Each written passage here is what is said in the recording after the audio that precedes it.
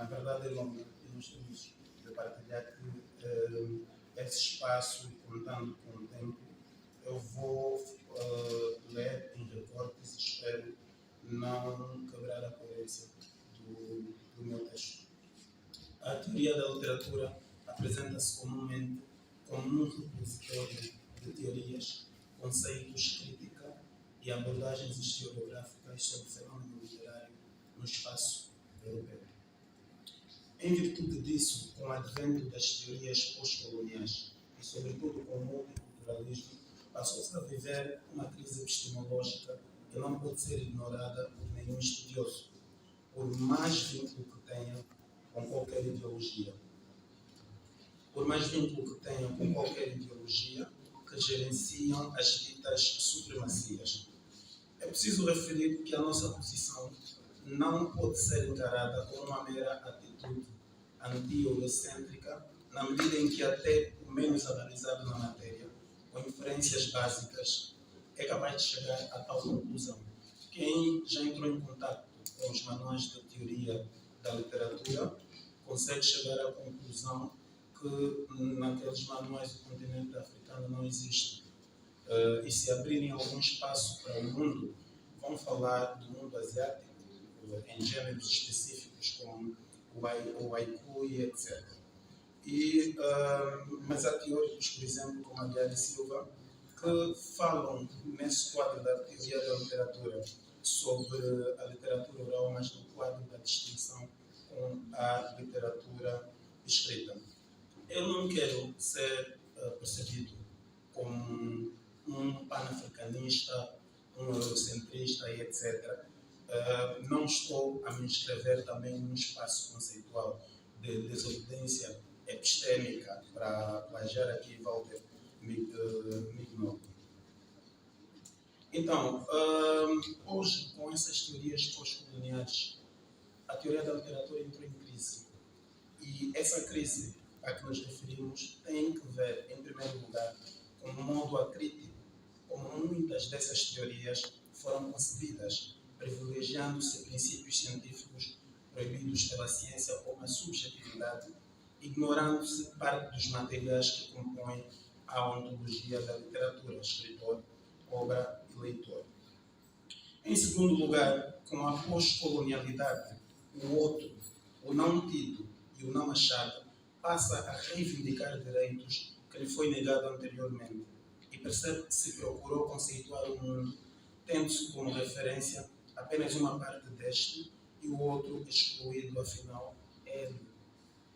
Para o mundo é essencialmente europeu ou ocidental. Nós não podemos definir o homem a partir de o homem de uma forma geral, a partir de entidades localizadas em setores bastante específicos, com culturas próprias, muito diferentes da nossa. Nós devemos perceber a literatura como uma construção humana. E, como construção humana, ela faz parte da antropologia cultural. Se eu procuro teorizar a literatura mundial, eu devo ter em conta todas as culturas mundiais. E esse processo não foi tido em conta no âmbito da sistematização do fenômeno literário. Por isso é que, sobretudo no âmbito do multiculturalismo, com as teorias culturalistas e etc., a teoria da literatura não tem conseguido sobreviver, e não só no espaço africano, até mesmo no espaço americano, onde também a pós-colonialidade ganha força. É que quando nós pensamos em pós-colonialidade, estamos a pensar apenas em África. O continente americano também passou pelo mesmo processo e os teóricos daquela parcela continental também vêm reclamando o seu espaço no âmbito da teoria da literatura. Por esse motivo, o professor Abel Pacha chegou à conclusão que a teoria da literatura ocidental retirou o mito, o imaginário, as narrativas e com eles o provérbio do contexto literário. Parecem formas não literárias, mas são expressões literárias.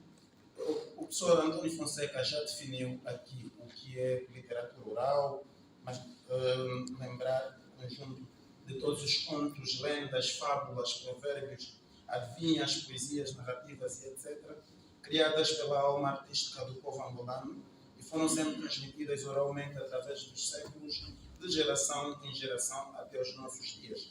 Este é o padre Duarte, referiu-se à literatura tradicional angolana, que é essencialmente oral.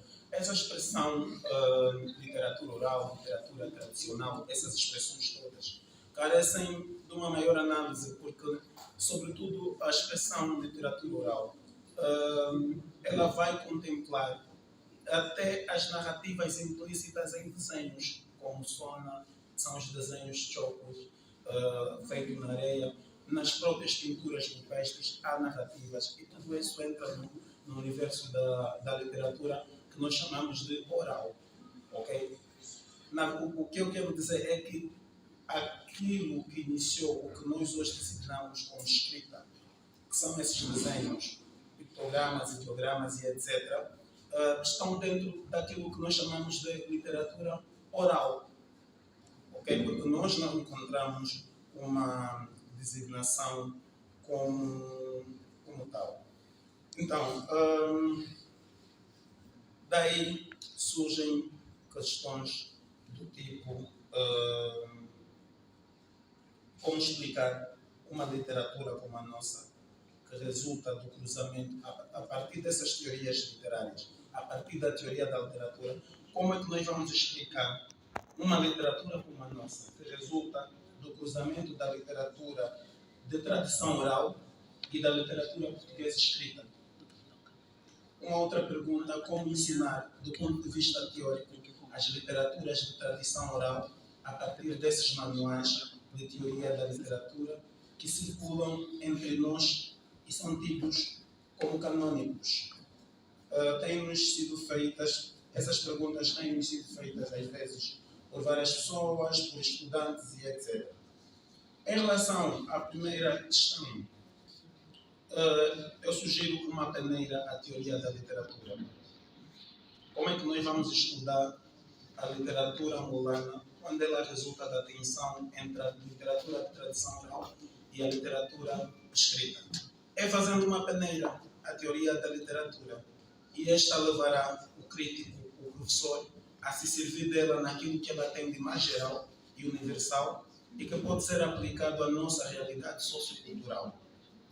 Para ser mais explícito, muitos dos períodos literários estudados de forma fervorosa e minuciosa em Angola, como o barroco, maneirismo, classicismo, entre outros ismos, constantes no livro de teoria da literatura, de autores como Aguiar e Silva, deveriam dar espaço a outros conteúdos que realmente ajudariam o estudante angolano a compreender-se e a compreender teórica e criticamente o fenômeno literário com o qual se relaciona, dando-se apenas algum resumo dessas teorias para a cultura geral. E eu estou, neste âmbito, a me lembrar, por exemplo, dos manuais de língua portuguesa do ensino secundário. Alguns manuais, acho que eu da 11ª ou da 10ª, alguns desses manuais são mais dominados por vezes por autores portugueses, mais pela literatura ocidental, mais do que pela própria literatura angolana. E eu fico sem entender que caminho é que nós queremos traçar, que povo é que nós queremos realmente construir, quando os nossos manuais são concebidos lá fora por autores estrangeiros que não dominam a nossa cultura e a nossa literatura. Eu coloquei duas questões. A segunda delas, como é que nós vamos ensinar a literatura oral? Nós precisamos visitar os índices dos principais livros de teoria da literatura usados em Angola. São eles: Teoria da Literatura, de Vítor Manuel, aqui eu já estou no ensino superior, Vítor Manuel de Aguiar e Silva, O Conhecimento da Literatura, Introdução aos Estudos Literários, de Carlos Reis, dois autores portugueses, A Teoria da Literatura, de René Welleck e Austin Waring. São os três principais livros. Desses três livros, nesses 3 livros, a literatura oral, que deveria emanar as teorias que nos ajudariam a compreender a nossa cultura, nós encontramos quase que nada. Eu vou aqui apontar para a definição de literatura e o contexto em que ela surge. Isso tem influenciado muito nesse problema de sistematização. Primeiro é que ela nasce num contexto de uma cultura que já estava amadurecida em termos de escrita alfabética. E essa palavra é muito tardia. E quando ela começa a emergir dentro dessa cultura, onde o alfabeto já estava enraizado, falo da cultura greco-romana, né? Primeiro na Grécia e depois em Roma, eles já não estavam a transitar para um outro estágio. Platão vem sistematizar, depois Aristóteles e etc. E esquece-se que essa cultura escrita de tradição greco-romana também partiu da literatura oral. Por exemplo, a literatura portuguesa, quando nós falamos da literatura medieval, é literatura oral.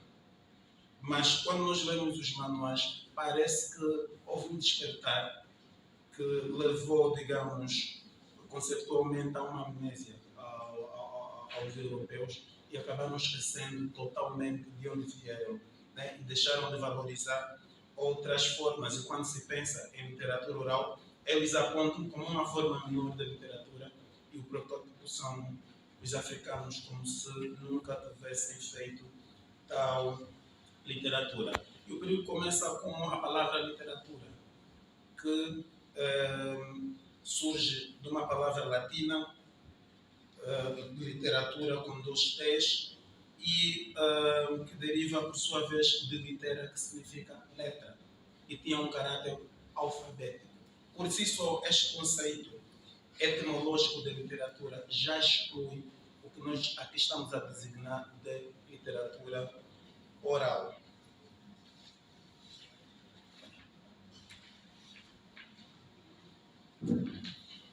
Fazendo o salto que eu prometi,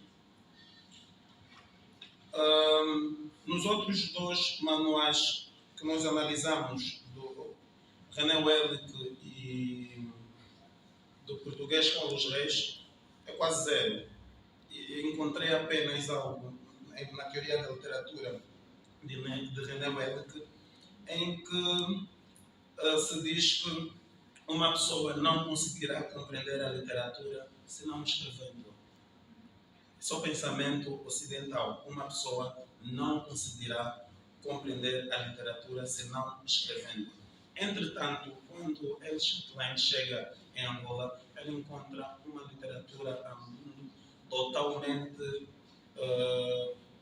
sistematizada. O que o Elshot Klein vai fazer é copiografar o que ele ouviu dos povos que encontrou. Vão dividir, vai fazer a compartimentação. E, aliás, ele chama de compartimentação nativa da literatura tradicional africana. Fala compartimentação nativa e não minha compartimentação. Vai dividir em gêneros mistoso, gnomongo e outros gêneros que nós conhecemos, para dizer que mesmo nessa cultura oral, nós crescíamos até do ponto de vista da sistematização do próprio conhecimento, estava lá tudo implícito. Então, em virtude de tudo que foi dito, a literatura oral encontra-se na teoria da literatura na memória olvidada.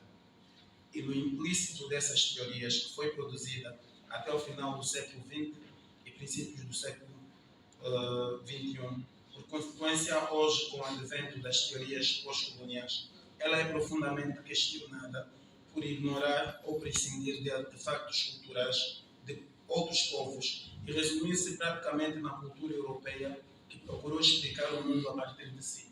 A cultura europeia explica o mundo a partir de si. Por este motivo, cabe ao teórico e crítico angolano revisitá-la, criticá-la, reformulá-la. Esse é o nosso desafio. E aos professores cabem adotarem posturas meio que ideológicas, porque por vezes nós precisamos de privilegiar a cultura literatura angolana, de privilegiar o autor angolano. Tenho dito muito obrigado.